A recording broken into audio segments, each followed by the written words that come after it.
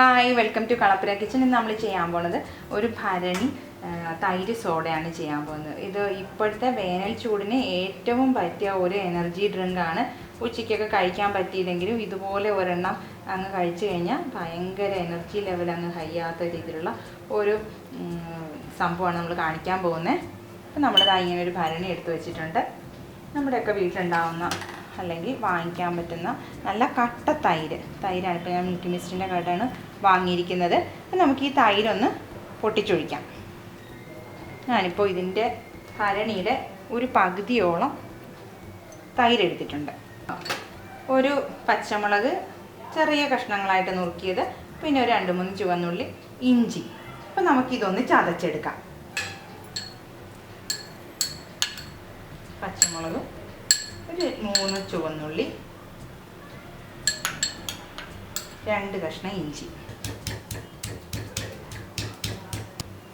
ഈ ചതച്ചത് നമുക്ക് ഈ ഭരണിയിലേക്ക് ഒന്ന് ഇട്ട് കൊടുക്കാം. ഉപ്പിട്ട് കൊടുക്കാം. ഇനി നല്ലവണ്ണം നമ്മുടെ വീട്ടിൽ തന്നെ തയ്യാറാക്കിയ മാങ്ങ അച്ചാറാണിത്. നല്ല വെണ്ണ പോലെ അലുത്ത് കിടക്കുന്ന മാങ്ങ അച്ചാർ.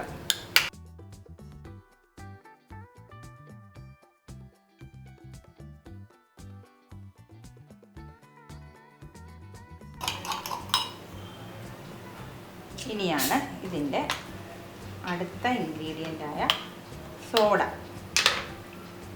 സോഡ നമ്മൾ ഈ ഭരണിയിലേക്ക് ഒഴിക്കുക.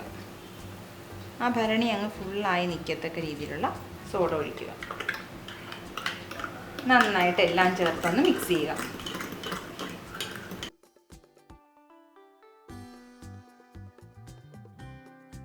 നമ്മൾ പച്ചമുളക് അരിഞ്ഞിട്ടിട്ടുണ്ട്. എന്നാലും ഒരു പച്ചമുളക്, 2-3 വേപ്പിലത്തണ്ട്. അതാ നമ്മുടെ ഭരണി തൈര് സോഡ റെഡി ആയിട്ടുണ്ട്. നമുക്കിതൊന്ന് അടച്ചു വയ്ക്കാം. ഇങ്ങനെ നമുക്ക് നല്ലോണം ഒന്ന് അടച്ചിട്ട്, ഇപ്പം നല്ല തണുപ്പുള്ള സോഡയാണ്, നല്ല തൈര് തണുത്തിരിക്കുന്ന തൈരാണ്. ഇപ്പം നമുക്കിത് ആവശ്യത്തിന് കുടിക്കാം. നിങ്ങൾക്കെൻ്റെ വീഡിയോകൾ ഇഷ്ടപ്പെടുന്നുണ്ടെങ്കിൽ തീർച്ചയായിട്ടും ലൈക്ക് ചെയ്യണം, ഷെയർ ചെയ്യണം, കമൻറ്റ് ചെയ്യണം, സബ്സ്ക്രൈബ് ചെയ്യണം. ആദ്യം ലഭിക്കാനായി ബെല്ലൈക്കൺ ക്ലിക്ക് ചെയ്യണം. അപ്പോൾ അടുത്ത ആഴ്ച വീണ്ടും കാണാം.